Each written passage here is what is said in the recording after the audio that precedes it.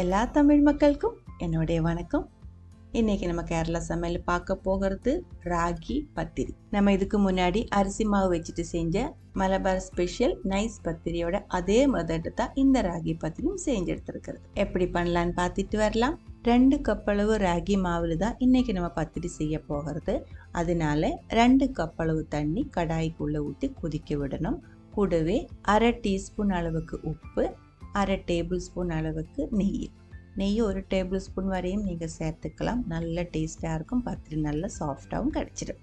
தண்ணி நல்லா கொதிச்சதுக்கப்புறம் தீ கம்மி பண்ணி வச்சு 2 கப் அளவுக்கு ராகி மாவு இதுக்குள்ளே சேர்த்துருக்கு. தீ உடனே ஆஃப் பண்ணிக்கோங்க. அதுக்கப்புறம் இந்த மாவு ஃபுல்லாக இந்த தண்ணியில் கலர்ற வரைக்கும் நல்லா தேய்ச்சி மிக்ஸ் பண்ணிகிட்டே இருக்கணும். முதல்ல நம்ம இதே மாதிரி மிக்ஸ் பண்ணும்போது இந்த தண்ணி இந்த மாவுக்கு பத்தாது அப்படின்னு தோணும். மாவு நிறைய பச்சையாக தான் இருக்கும். ஆனால் நம்ம இப்போ இதே மாதிரி கரண்டி வச்சுட்டு மிக்ஸ் பண்ணிகிட்டே இருக்கும்போது இந்த பச்சையாக இருக்கிற மாவு ஃபுல்லாக இதில் நல்லா மிக்ஸ் ஆகி கிடச்சிடும். அரிசி மாவு வச்சுட்டு நம்ம பத்திரி செய்யும்போது இந்த தண்ணியோட அளவுக்கு பத்தாது. அதுக்கு இன்னும் கொஞ்சம் அதிகமாக தண்ணி தேவைப்படும். ஆனால் ராகி மாவில் செய்யும்போது 2 கப் மாவுக்கு 2 கப் அளவு தண்ணி கரெக்டான அளவாக இருக்கும். பாருங்கள், இது இப்போ நல்லா மிக்ஸாக இருக்குது. மாவு ஃபுல்லாக நல்லா மிக்ஸாக கிடச்சிருக்கு.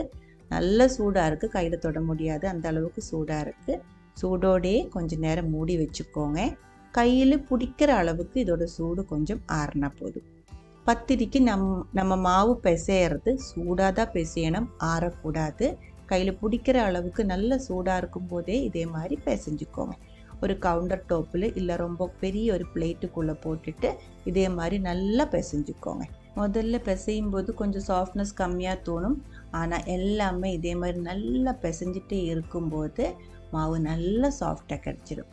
அரிசி மாவில் பத்திரி செய்கிறதோட ராகி மாவில் செய்கிறது ரொம்ப ஈஸியாக இருக்கும். டைமும் கம்மியாக இருக்கும். ராகி மாவு இதே மாதிரி நல்லா பிசைஞ்சு நல்லா சாஃப்டாகி கிடைக்கிறதுக்கு ரொம்ப டைம் ஒன்றும் ஆகாது, சீக்கிரம் கிடச்சிடும். அரிசி மாவுக்கு இன்னும் கொஞ்சம் டைம் ஆகும். அந்த ஒரு வித்தியாசம் இருக்குது. பாருங்கள், இதில் கட்டி எல்லாமே போய் நல்லா சாஃப்டாக இந்த மாவு வந்திருக்கு. இப்போ நம்ம இது உருண்டை பண்ணி எடுத்து மாவு பத்திரிக்காக விரிச்செடுத்துக்கலாம். பத்திரிக்கு மாவு ரெடி பண்ணும்போது மாவு ட்ரை ஆகாமல் பார்க்கணும். நம்ம இது விரிக்கிற டைமில் இல்லை இருந்தால் நம்ம உருண்டை பண்ணுற டைமில் கொஞ்சம் நேரம் மாவு விட்டுட்டு போகிற மாதிரி இருந்தால் மூடி வச்சுக்கோங்க. இல்லை இருந்தால் ட்ரை ஆகிறதுக்கான வாய்ப்பு இருக்குது. ஒரு மீடியம் சைஸில் தான் பத்திரி நம்ம ரெடி பண்ண போகிறது, விரிச்செடுக்க போகிறது. அதுக்காக ஒரு மீடியம் சைஸ் எலுமிச்சம்பழத்தோட சைஸில் மாவு நான் கட் பண்ணிட்டு இருக்கு. நீங்கள் உருண்டை பண்ணி தான் உங்களுக்கு பழக்கம் அப்படின்னா அதே மாதிரி உருண்டை பண்ணி எடுத்துக்கலாம். மாவு எடுத்ததுக்கு அப்புறம் எப்போவுமே மூடி வச்சுக்கோங்க, ஓப்பன் பண்ணி வைக்காதீங்க. மாவு வந்து ட்ரை ஆகி போயிடும். பத்திரி விரிக்கும் போது கரெக்டாகவும் கிடைக்காம போயிடும். ஒட்டாமல் இருக்கிறதுக்கு கொஞ்சம் ராகி மாவு போட்டு அதுக்கு மேலே நம்ம கட் பண்ணி எடுத்து வச்சு உருண்டை ஒன்று வச்சு அமர்த்தி நம்ம சப்பாத்திக்கு விரிக்கிற மாதிரியே விரிச்சு எடுத்துக்கலாம். ஆனால் சப்பாத்திக்கு விரிக்கிறதுலேருந்து இன்னும் கொஞ்சம் கட்டி கம்மியாக தின்னாக தான் நம்ம இந்த பத்திரிக்கு விரிக்கிறது.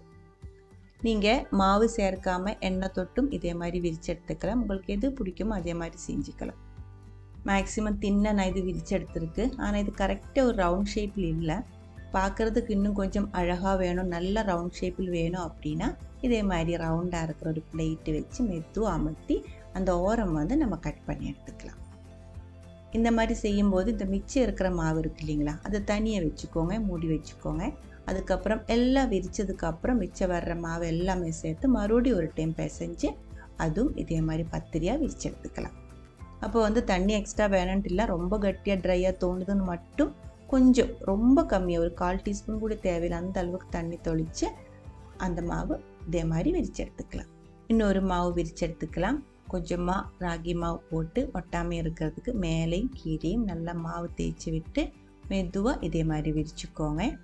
உங்களுக்கு கரெக்டாக ரவுண்ட் ஷேப்பில் விரிக்க முடியும், கட் பண்ண வேண்டாம் அப்படின்னா அந்த மாதிரி செஞ்சு எடுத்துக்கலாம். ஓரம் கட் பண்ண வேண்டிய அவசியமே இல்லை.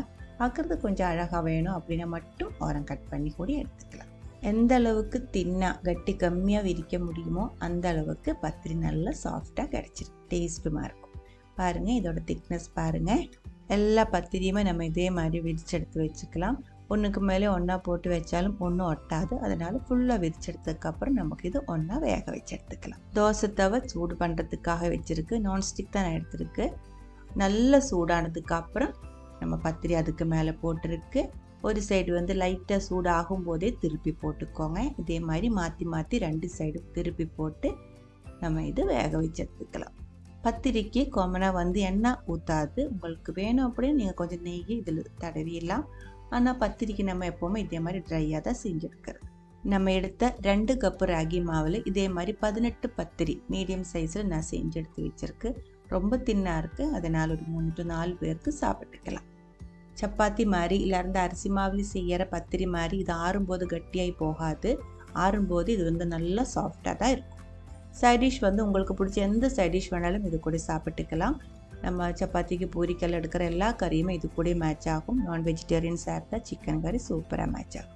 நான் இதுக்கு சைடிஷாக வந்துட்டு ஒரு பொட்டேட்டோ பேஜி தான் ரெடி பண்ணி வச்சுருக்கு. இதோட ரெசிபி நம்ம இதுக்கு முன்னாடி அப்லோட் பண்ணியிருந்தேன். உருளைக்கிழங்கு, அதே மாதிரி கேரட்டு, வெங்காயம் இதெல்லாம் சேர்த்து தேங்காய் பால் ஊற்றி செய்கிற ஒரு ஸ்பெஷல் கறியாக இருக்குது. இந்த ஒரு வீடியோ உங்களுக்கு பிடிச்சிருந்தா கண்டிப்பாக ட்ரை பண்ணி பாருங்கள். அதுக்கப்புறம் உங்களோட கமெண்ட்ஸ் எல்லாம் சொல்லிவிடுங்க. இந்த சமையல் பிடிக்கிற ஃப்ரெண்ட்ஸுக்கு மறக்காமல் ஷேர் பண்ணி விட்டுக்கோங்க. அடுத்த ஒரு வீடியோவில் நம்ம உடனே பார்க்கலாம். அது வரைக்கும் வணக்கம்.